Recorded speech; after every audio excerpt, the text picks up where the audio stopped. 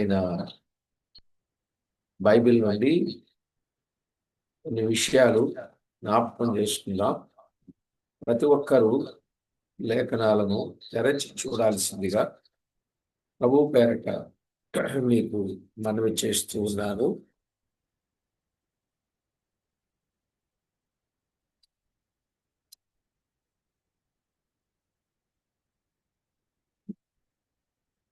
దైవ గ్రంథములో నుండి అపోస్తలుల కార్యముల గ్రంథం ఆఖరు అధ్యాయంలో మనము దేవుని వాక్యాన్ని జ్ఞాపకం చేసుకుంటున్నాం.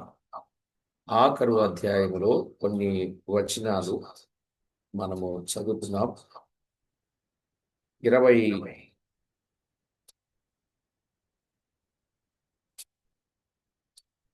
నుండి 31 వచనం, 23 నుండి 31 చదువుకున్నాం. ప్రతి వారు లేఖనాలు తెరచి చూడాల్సిందిగా మనవి చేస్తుంది. అతనికి ఒక దినము నియమించి అతని బసలోనికి అతని యొద్దకు అనేకులు వచ్చారు. ఉదయము నుండి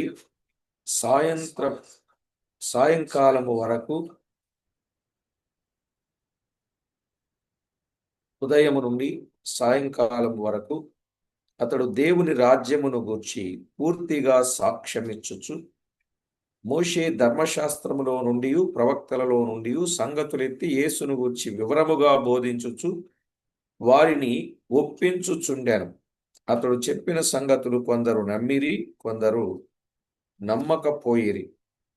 వారిలో భేదాభిప్రాయములు కలిగినందున సౌలు వారితో ఒక మాట చెప్పిన తరువాత వారు వెళ్ళిపోయిరి. అదేదనగా, మీరు వినుట మట్టుకు విందురు గాని గ్రహింపనే గ్రహింపరు, చూచుట మట్టుకు చూతురు గాని కాననే కానరని ఈ ప్రజల యొద్దకు వెళ్ళి చెప్పుము.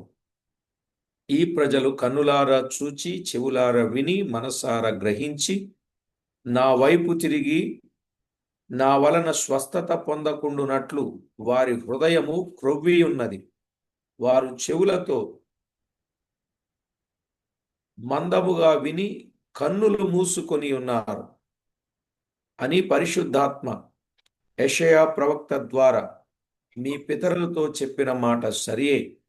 కాబట్టి దేవుని వలననైన ఈ రక్షణ అన్యజనుల యొద్దకు పంపబడి ఉన్నదని మీరు తెలుసుకొందురుగాక.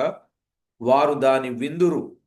పౌలు 2 సంవత్సరములు పూర్తిగా తన అద్దె ఇంట కాపురముండి తన యొద్దకు వచ్చు వారందరినీ సన్మానించి ఏ ఆటంకము లేక పూర్ణ ధైర్యముతో దేవుని రాజ్యమును గూర్చి ప్రకటించుచు ప్రభువైన యేసుక్రీస్తును గూర్చిన సంగతులు బోధించుచుండెను.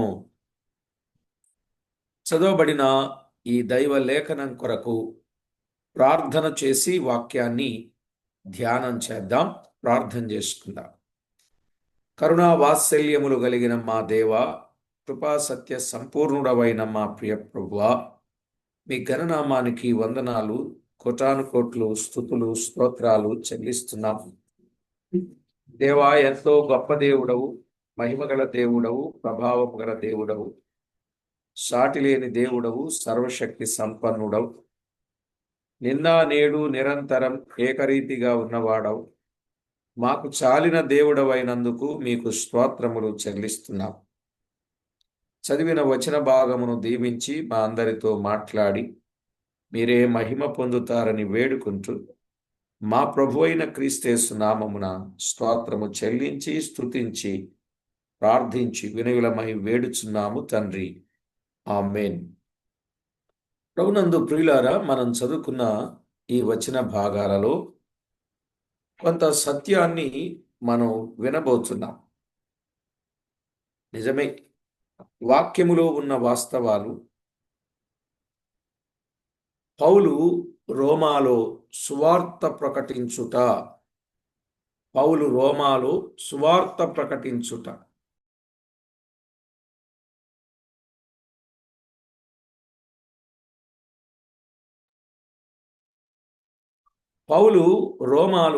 సువార్త ప్రకటించుట. క్రీస్తు శకం 60 నుండి 63 వరకు 3 సంవత్సరములు అక్కడ ప్రకటించాను. 30వ వచనములో పౌలు 2 సంవత్సరములు పూర్తిగా తన అద్దె ఇంట కాపురముండి తన యొద్దకు వచ్చు వారందరినీ సన్మానించి ఏ ఆటంకము లేక పూర్ణ ధైర్యముతో దేవుని రాజ్యమును గురించి ప్రకటించుచు ప్రభువైన యేసు క్రీస్తును గురించిన సంగతులు బోధించుచూ ఉండెను అని చూచాం. ఇక్కడ 3 సంవత్సరాలని చెప్పారు ఈయన, అక్కడ 2 సంవత్సరాలన్నది కదా అని మీరు ఆలోచన చేయవచ్చు. 3 రైటా 2 రైటా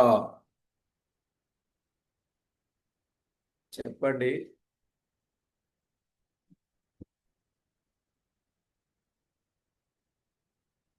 ఇక్కడ మీరు గమనించాల్సింది ఏమిటంటే 3 సంవత్సరాలు ఆయన సువార్త ప్రకటన చేశాడు.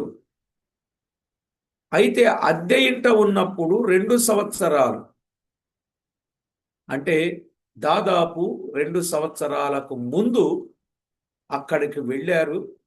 అక్కడ ఆయన సువార్త ప్రకటన చేస్తూనే ఉన్నాడు అనే భావాన్ని మనం గుర్తించాలి. సరే, ఏది ఏమైనా వారు ఒక దినము ఏర్పాటు చేయగా అనేక మంది యూదులు అక్కడికి కూడి వచ్చారు. ఉదయము నుండి సాయంకాలము వరకు దేవుని రాజ్యమును గురించి సాక్ష్యమిచ్చుచుండెను అని మనము చూస్తున్నాం. ఉదయము నుండి సాయంకాలము వరకు ఏం చేస్తున్నాడండి? దేవుని రాజ్యమును గూర్చి. ఇంకా ఏం చెప్పాడు అక్కడే? మోషే ధర్మశాస్త్రముల నుండి ప్రవక్తలలో నుండి సంగతులు ఎత్తి యేసును గూర్చి వివరముగా బోధించుచు. 23వ వచనం, యేసును గూర్చి వివరముగా బోధిస్తూ ఉన్నాడు పౌలు. ఈరోజు బోధించాల్సిన బోధ ఏమిటనుకున్నారు? అర్థమైందా? ఎవరిని గురించి బోధించాలి? యేసును గురించిన సంగతులే మనము బోధించాలి అనే సంగతి దైవ లేఖనంలో మనము చూస్తున్నాం. నిజమే, యేసుక్రీస్తు ప్రభువారు ఎంత గొప్పవాడో, ఆయన ఎలాంటి గొప్ప కార్యాలు చేశాడో, ఆయన ఎలాంటి ఉన్నతమైన కార్యాలు చేశాడో వాటినన్నింటిని గురించిన విషయాలు తేటగా చెప్పాలి. అది కదా. చూడండి, అపోస్తలుల కార్యముల గ్రంథం 1వ అధ్యాయం 3వ వచనం, 1-3. ఆయన శ్రమ పడిన తరువాత 40 దినముల వరకు వారి కగపడుచు దేవుని రాజ్య విషయములను గూర్చి బోధించుచు అనేక ప్రమాణములను చూపి వారికి తన్ను తాను సజీవునిగా కనపరచుకొనెను. చూడండి, యేసుక్రీస్తు ప్రభు మాదిరి పౌలు అనుసరిస్తూ ఉన్నాడని మనకు అర్థమవుతుంది. యేసుక్రీస్తు ప్రభు కూడా ఏం బోధించారు? దేవుని రాజ్యం గురించి బోధించారు కదా. ప్రియులారా, మనమేం బోధిస్తున్నాం?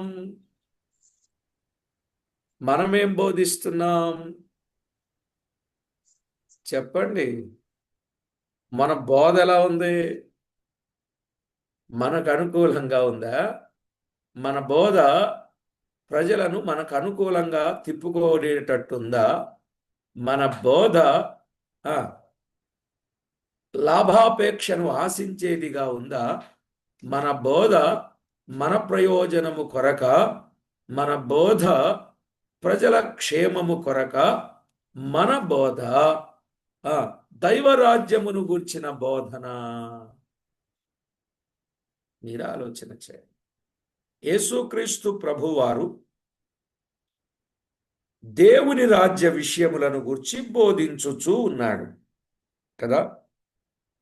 అలాగుననే పౌలు 28వ అధ్యాయం 23వ వచనములో అతడు దేవుని రాజ్యమును గూర్చి పూర్తిగా సాక్ష్యమిచ్చుచు యేసును గూర్చి వివరముగా బోధించుచు వారిని ఒప్పించుచుండెను అన్నాడు. ఇది కదండి జీవితంలో ఉండాల్సినటువంటి ఒక గొప్ప సత్యం. గమనించాలి ఇలాంటి విషయాలు.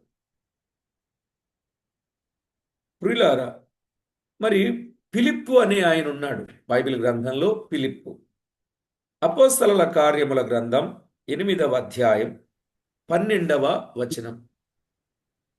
అపోస్తలుల కార్యముల గ్రంథం 8వ అధ్యాయం 12వ వచనం. అయితే ఫిలిప్పు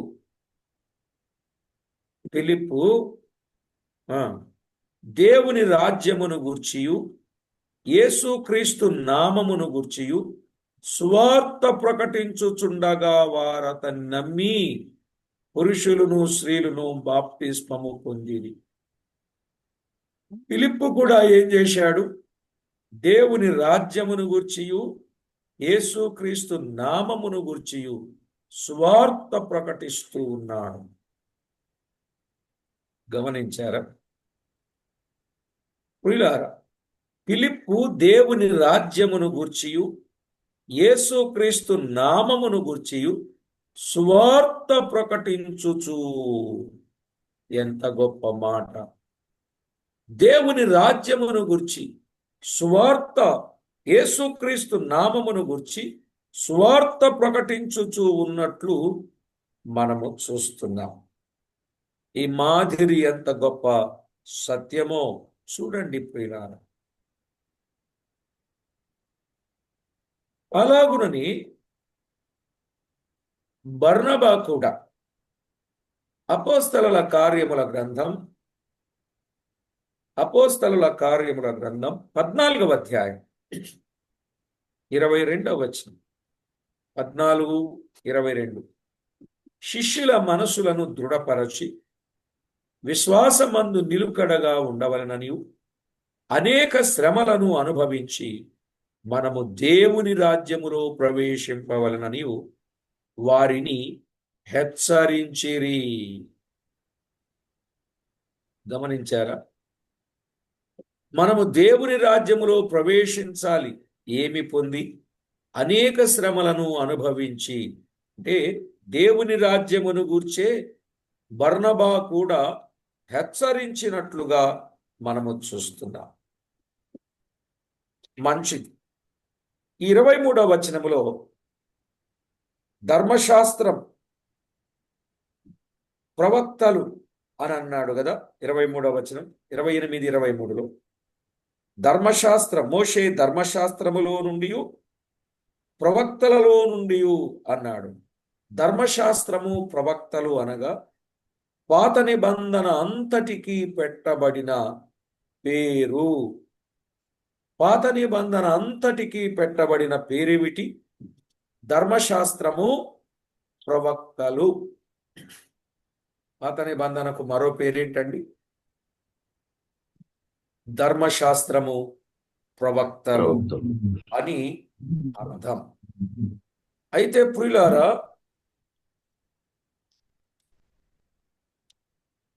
24వ అధ్యాయం 14-15 వచనాలు మనము చూడవచ్చు. 24వ అధ్యాయం 14-15 వచనాలు మనము చూడవచ్చు. ఏమని వ్రాయబడింది అనంటే, ధర్మశాస్త్రమందును ప్రవక్తల గ్రంథముల యందును వ్రాయబడి ఉన్నవన్నీయూ నమ్మి.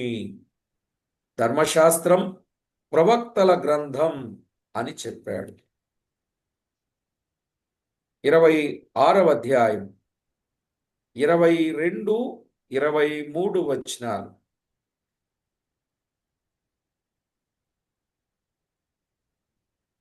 అయినను నేను దేవుని వలననైన సహాయం పొంది నేటి వరకు నిలిచియుంటిని. క్రీస్తు శ్రమపడి మృతుల పునరుత్థానము పొందువారిలో మొదటివాడవుట చేత ఈ ప్రజలకును అన్యజనులకును వెలుగు ప్రచురింపబోవునని ప్రవక్తలను మోషేయు ముందుగా చెప్పినవి కాక మరి ఏమీయూ చెప్పక అల్పులకును గనులకును సాక్ష్యమిచ్చుచుంటిని అన్నాడు. కాబట్టి దైవ గ్రంథంలో వ్రాయబడిన ఈ వాస్తవిక సత్యాలు మనము తేటగా గమనించవలసిన వారమై ఉన్నాం. ఇప్పుడు చెప్పండి, ధర్మశాస్త్రం అంటే ఏది? పాత నిబంధన ప్రవక్తలు అంటే ఏది? పాత నిబంధన. ధర్మశాస్త్రము ప్రవక్తలు అనగా పాత నిబంధన. కాబట్టి దేవుని వాక్యములు యేసుక్రీస్తు ప్రభువు గాని, ఫిలిప్పు గాని, బర్నబా గాని, పౌలు గాని వారు ధర్మశాస్త్రము యొక్క సంగతులను, ప్రవక్తలు చెప్పిన సంగతులను వారు తేటగా బోధించారు. అనగా దేవుని రాజ్యమును గూర్చియు ప్రభు అయిన యేసుక్రీస్తును గూర్చియు వారు వివరముగా బోధించారని ఎన్ని రిఫరెన్సులు చూశామండి మనం. కాబట్టి ప్రభునందు ప్రియులారా, లేఖనములను ఎత్తి యేసును గూర్చి వివరముగా బోధించి వారిని ఒప్పించుచుండెను.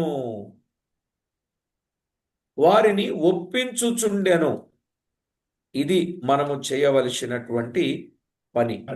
లేఖనములను గూర్చి వివరముగా బోధించుచు వారిని ఒప్పించుచు ఉండెను.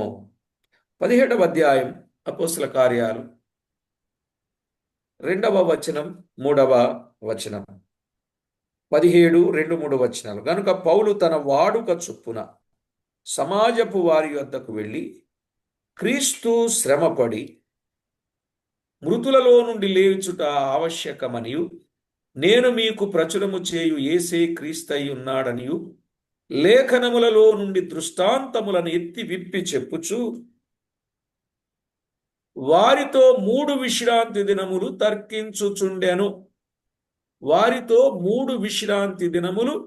తర్కించుచుండెను. ఏమి ఎత్తి విప్పి చెప్పుచూ ఉన్నారు? దైవ లేఖనములలో ఉన్న సంగతులను, యేసే క్రీస్తయి ఉన్నాడని లేఖనములలో ఉన్న సంగతులను ఎత్తి విప్పి చెప్పుచూ ఉన్నట్లు దేవుని వాక్యంలో మనము చూడగలుగుతూ ఉన్నాం. నిజమే ప్రియులారా, దైవ గ్రంథములు చెప్పబడిన మాటలు. అపోస్తలుల కార్యముల గ్రంథం 19వ అధ్యాయం 8వ వచనం కూడా చదివితే, 19:8, మరునాడు అతడు సమాజ మందిరములోనికి వెళ్ళి ప్రసంగించుచు దేవుని రాజ్యమును గూర్చి తర్కించుచు ఒప్పించుచు ధైర్యముగా మాటలాడుచు 3 నెలలు గడిపెను అని వ్రాయబడింది. దేవుని రాజ్యమును గూర్చి తర్కించుచు ఒప్పించుచు ధైర్యముగా మాటలాడుచు 3 నెలలు గడిపాడట. దేవుని రాజ్యమును గూర్చిన ప్రస్తావన ఎంత వివరంగా, యేసుక్రీస్తును గూర్చిన సంగతి ఎంత వివరంగా చెప్పారో మనకు అర్థమైంది ప్రియులారా. సరే, మీరు మోషేను నమ్మినట్లయినా నన్ను నమ్ముదురు అన్నాడు. మీరు మోషేను నమ్మినట్లయినా నన్ను నమ్ముతారు. ఎలయనగా అతడు నన్ను గూర్చి వ్రాసెను. మోషే చెప్పిన సంగతులు, ప్రవక్తలు చెప్పిన సంగతులు, ప్రభువును గూర్చిన సంగతులు అని చెప్పారు. అయితే పౌలు ఏమంటున్నాడు? మీరు మోషేను నమ్మినట్లయితే నన్ను నమ్ముతారు అని వివరంగా చెప్పినట్లు మనము చూడగలం. యోహాను సువార్తలో 5వ అధ్యాయం 46వ వచనం. యోహాను సువార్త 5వ అధ్యాయం 46వ వచనం. అతడు నన్ను గూర్చి వ్రాసెను గనుక మీరు మోషేను నమ్మినట్టయినా నన్నును నమ్ముదురు అని యేసుక్రీస్తు ప్రభువు వివరంగా తెలియజేసినట్లుగా మనము చూస్తున్నాం. కాబట్టి ప్రభునందు ప్రియులారా, ప్రభు అయిన యేసుక్రీస్తును గూర్చిన సంగతులు మనము ఎంతో తేటగా వివరంగా అర్థం చేసుకోవలసిన ఆవశ్యకత మన మీద ఎంతైనా ఉన్నది.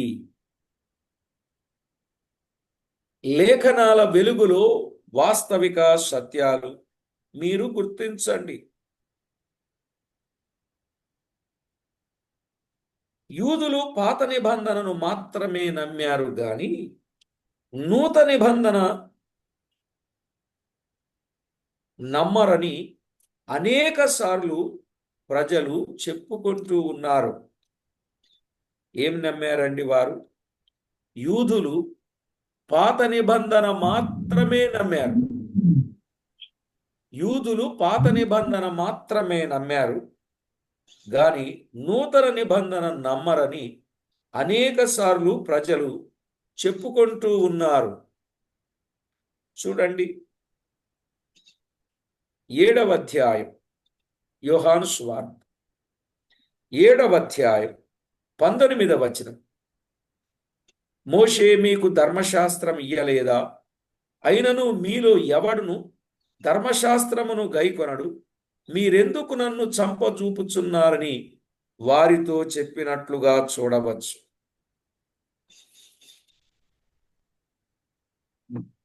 మోషే మీకు ధర్మశాస్త్రం ఇచ్చాడా? ఇయ్యలేదా? అయినను మీలో ఎవడును ఆ ధర్మశాస్త్రమును గైకొనడు. చూడండి,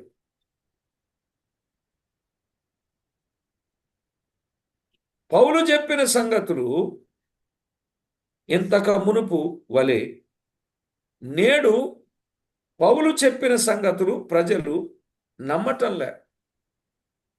ఇక్కడ ఈ వచనం ఇలా ఉంది కదా, అపోస్తలుల కార్యముల గ్రంథం 7వ అధ్యాయం 51వ వచనాన్ని మనము చదువుదాం. 7:51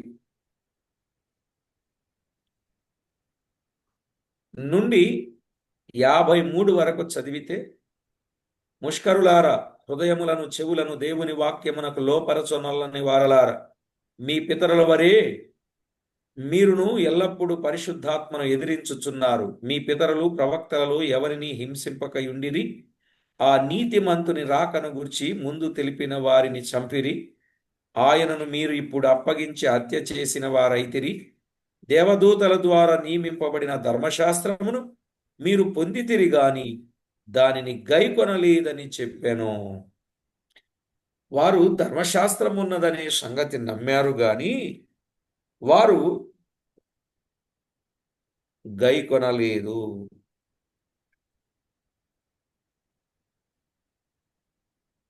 24వ వచనంలో మనం అదే చూస్తాం. అతడు చెప్పిన సంగతులు కొందరు నమ్మిరి. 28వ అధ్యాయం 24వ వచనం. అతడు చెప్పిన సంగతులు కొందరు నమ్మిరి, కొందరు నమ్మకపోయిరి అన్నాడు.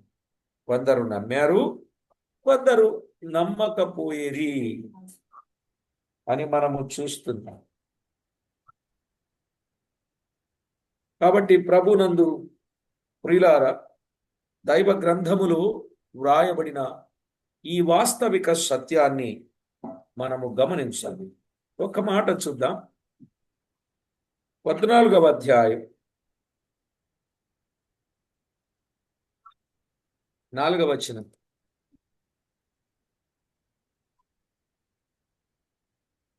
ఆ పట్టణపు సమూహములో భేదములు పుట్టగా కొందరు యూదుల పక్షముగాను కొందరు అపోస్తలుల పక్షముగాను ఉండిరి. అంటే అర్థం ఏంటి? కొందరు నమ్మారు, కొందరు నమ్మలేదు అని. కొందరేమో యూదుల పక్షముగా, అంటే వాళ్ళు నమ్మని వారు. కొందరేమో అపోస్తలుల పక్షముగా, అనగా కొందరు నమ్మినవారు అనే విషయాన్ని మనం ఇక్కడ అర్థం చేసుకోగలుగుతూ ఉన్నాము. 17వ అధ్యాయం 4-5 వచనాలలో కూడా చదివితే, 17వ అధ్యాయం 4-5 వచనాలు, వారిలో కొందరును భక్తిపరులకు గ్రీసు దేశస్థులలో చాలా మంది ఘనత గల శ్రేలలో అనేకులను ఒప్పుకొని పౌలుతోనూ శీలతోనూ కలుసుకొనిరి. అయితే యూదులు మత్సరపడి పనిపాటులు లేక తిరుగు కొందరు దుష్టులను వెంటబెట్టుకొని గుంపు కూర్చి పట్టణమెల్లా అల్లరి చేయుచూ యాసోను ఇంటి మీద పడి వారిని జనుల సభ ఎదుటకు తీసుకొని వచ్చుటకు యత్నము చేసిరి. అర్థమైందండి? యూదులు కొందరు నమ్మిరి, కొందరు నమ్మకపోయిరి. కొందరు యూదుల పక్షమున ఉన్నారు, కొందరు అపోస్తలుల పక్షమున ఉన్నారు. ఇక్కడేం చెప్తున్నారు? కొందరేమో భక్తిపరులకు గ్రీసు దేశస్థులు, కొందరు ఘనత గల వారిలో అనేకులు స్త్రీలు కూడా ఉన్నారు. వారు ఒప్పుకొని పౌలుతో శీలతో కలుసుకున్నారు. కొందరు యూదులేమో మత్సరపడి పనిపాటులు లేక తిరుగు కొందరు దుష్టులను వెంటబెట్టుకొని గుంపు గూర్చి పట్టణమెల్లా అల్లరి చేశారు అని మనం చూస్తున్నాం. చూడండి ఎంత క్లారిటీగా ఆ రోజుల్లో ప్రజల మధ్య ప్రియులారా, కొందరు నమ్మారు, కొందరు నమ్మలేదు. అయినా అప్పుడైనా ఇప్పుడైనా ఎప్పుడైనా ప్రభువును నమ్ము వారి సంఖ్య తక్కువేనండి. ప్రభువును నమ్మే వారి సంఖ్య తక్కువేనండి. తక్కువే.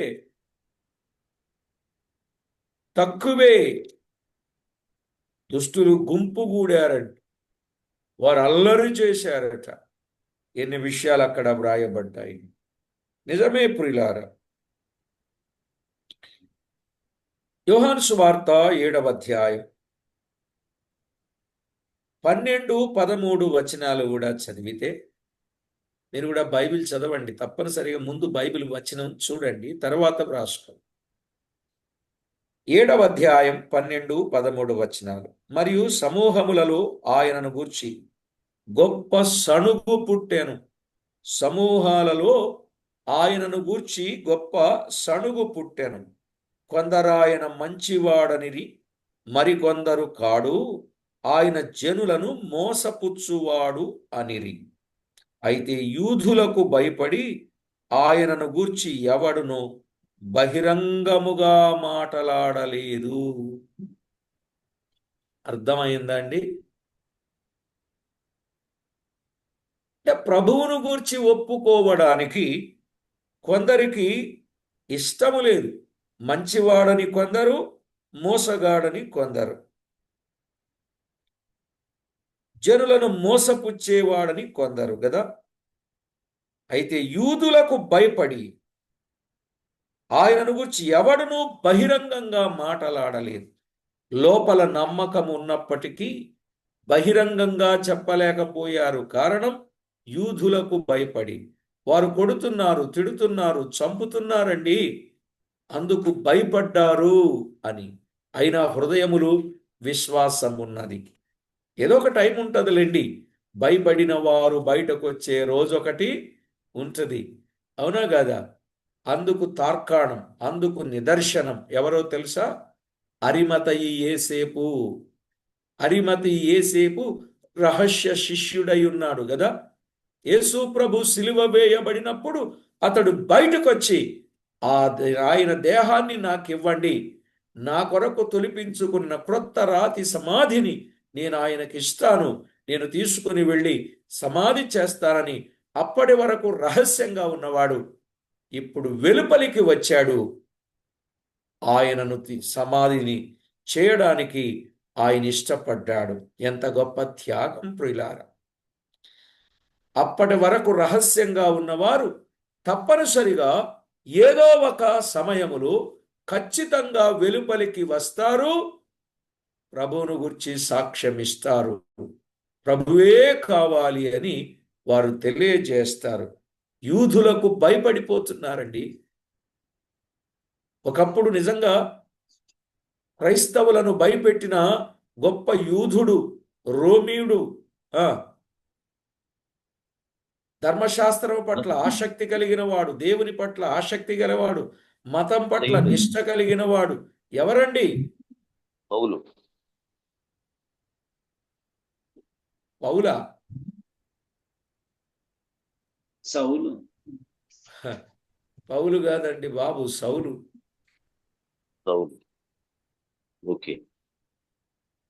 సౌలు. ఈ సౌలు జీవితాన్ని మనము తేటగా గమనించినప్పుడు ఎంత భయంకరుడో ఇప్పుడు అదే పౌలు. వారేమని సాక్ష్యం ఇచ్చారో తెలుసా? పూర్వమందు మత నిష్ట గలవాడు అన్న మనుషులు ఇప్పుడేమంటున్నారంటే మన మతమును పాడు చేయుచున్నాడు అన్నారు. విన్నారా? చదివారా మాట? ఇప్పుడు మన మతమును ఆయన ఏం చేస్తున్నాడు? పాడు చేస్తున్నాడు. మన మతాన్ని పాడు చేస్తున్నాడు. పూర్వమందు ఆ మత నిష్ఠ కలిగిన వాడు ఇప్పుడు ఆ మతాన్ని పాడు చేస్తున్నాడు. ప్రియులారా, చాలా విషయాలు లేఖనాలలో మనము గమనించవచ్చు. మరొక విషయాన్ని మనం ఆలోచన చేస్తే, ఎప్పుడైతే ఇలాంటి ప్రజలు కొందరు ఉన్నారో అందువలన వారిలో ఏమి లేదంటే ఏక మనసు లేదు, వారిలో భేదాభిప్రాయము కలిగింది. అలాంటి సమయములో యెషయా ప్రవచనము వారికి వివరించవలసి వచ్చింది. ఎవరు? పౌలు. యెషయా గ్రంథము యొక్క ప్రవచనాన్ని యెషయా ప్రవచించిన ప్రవచనాన్ని వారికి వివరించాడు. 25 నుండి 27 వచనాలు రండి. వారిలో భేదాభిప్రాయములు కలిగినందున పౌలు వారితో ఒక మాట చెప్పిన తరువాత వారు వెళ్ళిపోయిరి. అదేదనగా, మీరు వినుట మట్టుకు విందురు గాని గ్రహింపనే గ్రహింపరు, చూచుట మట్టుకు చూతురు గాని కానరని ఈ ప్రజల యొద్దకు వెళ్ళి చెప్పుము. ఈ ప్రజలు కన్నులార చూచి చెవులార విని మనసార గ్రహించి నా వైపు తిరిగి నా వలన స్వస్థత పొందకుండునట్లు వారి హృదయము క్రొవ్వియున్నది, వారి చెవులు మందముగా విని కన్నులు మూసుకొని ఉన్నారు అని చెప్పాడు. ప్రియులారా, ఇక్కడ మనము తేటగా అర్థం చేసుకుంటున్నాం. వారి హృదయము క్రొవ్వింది అన్నాడు. వారి హృదయం క్రొవ్విపోయింది అన్నాడు. ఈ పాత నిబంధన ప్రవచనాన్ని, యెషయా ప్రవచించిన ఆ ప్రవచనాన్ని మత్తయి కూడా చెప్పాడు. మత్తయి రాసిన సువార్త 13వ అధ్యాయం 13 నుండి 15 వచనాలు చూడండి. మరలా చదువుతున్నా. 13వ అధ్యాయం 13 నుండి 15. ఇందు నిమిత్తము నేను ఉపమాన రీతిగా వారికి బోధించుచున్నాను. ఈ ప్రజలు కన్నులార చూచి చెవులార విని హృదయముతో గ్రహించి మనసు త్రిప్పుకొని నా వలన స్వస్థత పొందకుండునట్లు వారి హృదయము క్రొవ్వినది, వారి చెవులు వినుటకు మందములైనవి, వారు తమ కన్నులు మూసుకొని ఉన్నారు గనుక మీరు వినుట మట్టుకు విందురు గాని గ్రహింపనే గ్రహింపరు, చూచుట మట్టుకు చూతురు గాని ఎంత మాత్రము తెలుసుకొనరు అని యెషయా చెప్పిన ప్రవచనము వీరి విషయమై నెరవేరుచున్నది అని మత్తయి రాశాడు. యేసుక్రీస్తు ప్రభువారు ఈ సంగతి ఎత్తి చెప్పారు అని. అవునండి, మనుషుల హృదయాలు ఎలా ఉన్నాయో చెప్పాడండి. ఎంత ఘోరంగా ఉన్నారో ప్రజలు. నిజమే, ప్రభువును గూర్చిన సంగతులు ఎన్నో వింటూనే ఉన్నారు, కానీ విశ్వసించడం లేదు. ఎన్నో చూస్తూనే ఉన్నారు, అయినా విశ్వసించడం లేదని తేటగా చెప్పినట్లు మనము చూడగలం. ప్రియులారా, అలాగునని యోహాను వ్రాస్తూ కూడా చెప్పాడు. యోహాను సువార్తలో యోహాను వ్రాస్తూ చెప్పాడు. యోహాను సువార్త 12వ అధ్యాయం 39, 40 వచనాలు. యోహాను రాసిన సువార్త 12వ అధ్యాయం 39 నుండి 40 వచనాలు. అందుచేత వారు నమ్మలేకపోయిరి, ఎలయనగా వారు కన్నులతో చూచి హృదయముతో గ్రహించి మనసు త్రిప్పుకొని నా వలన స్వస్థపరచబడకుండునట్లు ఆయన వారి కన్నులకు అంధత్వము కలుగచేసి వారి హృదయము కఠినపరచెను అని యెషయా మరి ఒక చోట చెప్పాను అనే మాట మనము చూస్తున్నాం. ప్రియులారా, ఇంతకీ ఈ మాటలు యెషయా గ్రంథంలో ఎక్కడ చెప్పాడు?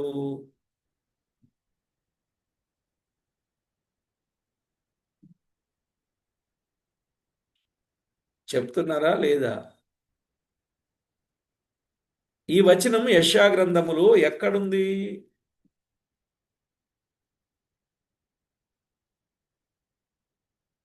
క్రొత్త నిబంధనలో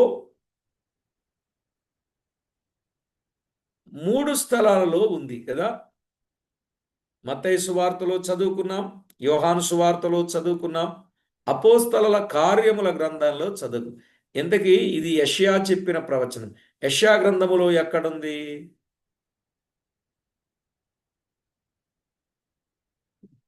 ఏమోనండి.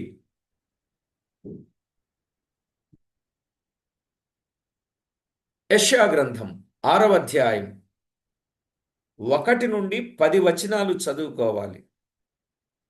అయితే 9, 10 వచనాలు చదువుతున్నాను చూడండి. అయినను నీవు పోయి ఈ జనులతో ఇట్లనము, మీరు నిత్యము వినుచుందురు గాని గ్రహింపకుందురు, నిత్యము చూచుచుందురు గాని తెలుసుకొనకుందురు. వారు కన్నులతో చూచి చెవులతో విని హృదయముతో గ్రహించి మనస్సు మార్చుకొని స్వస్థత పొందకపోవునట్లు ఈ జనుల హృదయము క్రొవ్వ చేసి వారి చెవులు మందపరచి వారి కన్నులు మూయించుమని చెప్పాను. ఇక్కడ ఉందండి. మనకి పై సంగతులని తెలుసు, పరిశుద్ధుడు పరిశుద్ధ ఆ సంగతులని అక్కడ వరకు తెలుసు, కిందకి రమ్మళ్ళ. నిజమా కాదు? అందుకే ప్రియులారా, ఈ స్టడీ చాలా ఉపయోగకరంగా ఉంది. నా మట్టుకు నాకు, మీ మట్టుకు మీకు ప్రయోజనకరంగా ఉంది. ఇదిగోండి, చెప్పబడిన ప్రవచనం యొక్క నెరవేర్పు అక్కడ 3 సార్లు, ముమ్మారు ఎత్తి చెప్పినట్లుగా మనము చూస్తున్నాం. ఇప్పుడు 4వది నేను కూడా అదే చెప్పాలనుకుంటున్నాను. ఈ ప్రజలు ఏ ప్రజలు ఏమండి? ఏ ప్రజలు? ఫ్యామిలీ ప్రజలు, ఆ, ప్రస్తుత ప్రజలు, ఆహా, మన జూమ్ ప్రజలు, మన జూమ్ ఫ్యామిలీ అన్న ఈ జూమ్ ఫ్యామిలీలో ప్రజలు నిత్యము వినుచుంటారు, గ్రహిస్తారు, నిత్యము చూస్తారు, తెలుసుకుంటారు, హృదయముతో గ్రహిస్తారు.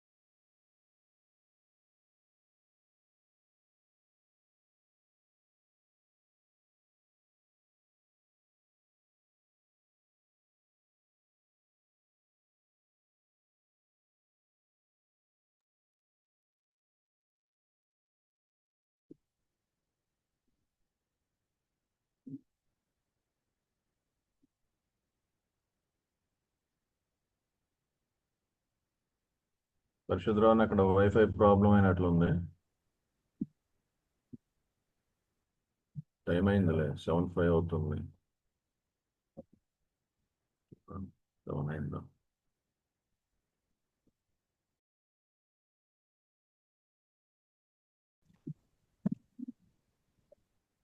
నాకు ఒక్కసారి ల్యాప్టాప్ మొబైల్ డేటా ఒక్కసారి కొలాప్స్ అయిందని ఏమో తెలియదు. ఏమైందో మొత్తం రెండు ఆగిపోయాయి. సరే ప్రియులారా, ఇంపార్టెంట్ విషయాన్ని మనం ఇక్కడ చెప్తున్నాం. మన జూమ్ ఫ్యామిలీ అన్నాను కదా, మీరందరూ బాధపడ్డారా? మన జూమ్ ఫ్యామిలీలో ఉన్న ప్రజలు వినుట మట్టుకు విందురు. చెప్పండి, ఏం చేస్తున్నారు?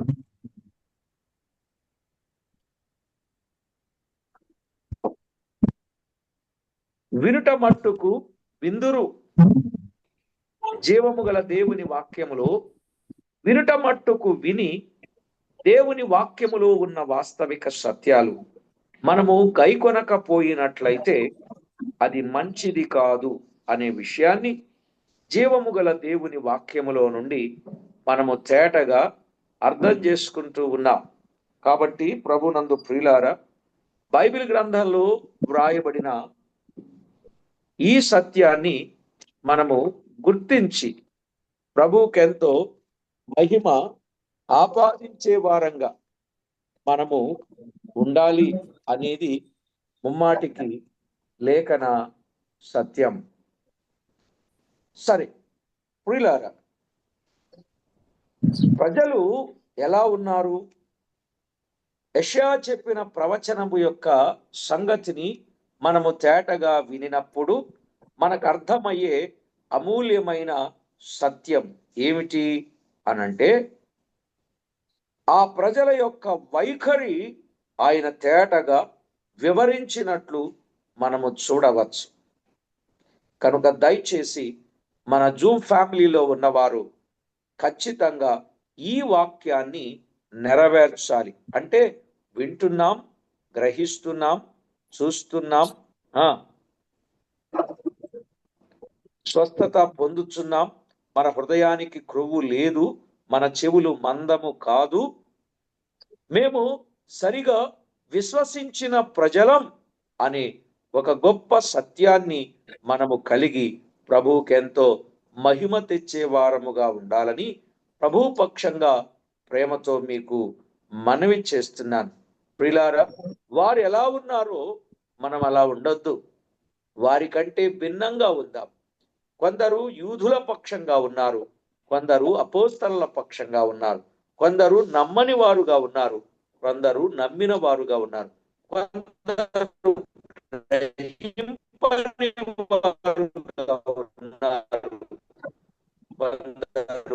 గ్రహించిన వారుగా ఉన్నారు, కొందరు మనసు మార్చుకొని వారుగా ఉన్నారు. మనము మనసు మార్చుకొనిన వారంగా ఉందాం, పడిన వారంగా ఉందాం. ప్రభు వాక్య ప్రకారంగా జీవిద్దాం. పరమందు ఆసీనుడవైన మా దేవ, మీ ఘననామమునకు వేలాది వందనాలు, కోటాను కొట్లు స్తుతులు స్తోత్రాలు చెల్లిస్తున్నాం. మా ప్రభువా, విన్న విషయాలు అందరి హృదయాలలో ఫలింప చేయండి. మీ నామమునకు మహిమ ఆపాదించుకొనండి. మీరు తోడై ఉండి చేస్తున్న ప్రతి ఉపకార మహోపకారములను బట్టి వందనాలు.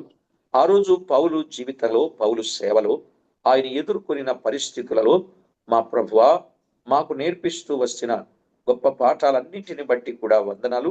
ఇంకా కొంత భాగం అపోస్తలుల కార్యముల గ్రంథం మిగిలి ఉండగా మీరే మాతో మాట్లాడి మహిమ ఘనత ప్రభావములను మీరు ఆరోపించుకుంటారని కోరుచు మా ప్రాణనాథుడు ప్రియుడైన యేసుక్రీస్తు అమూల్యమైన నామమున స్తోత్రము చెల్లించి స్తుతించి ప్రార్థించి వినయులమై వేడుచున్నాము తండ్రి.